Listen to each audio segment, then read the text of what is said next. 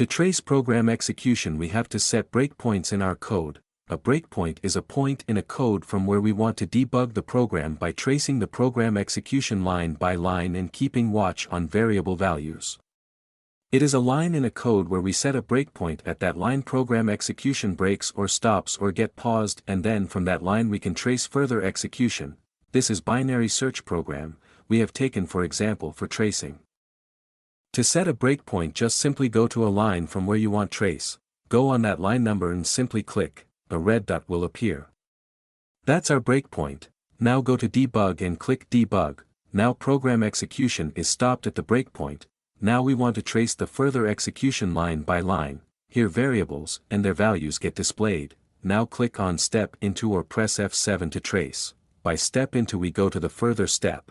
Now keep pressing F7 or clicking step into.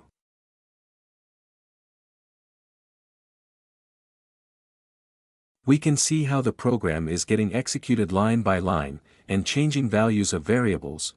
Finally the execution is completed and program is finished.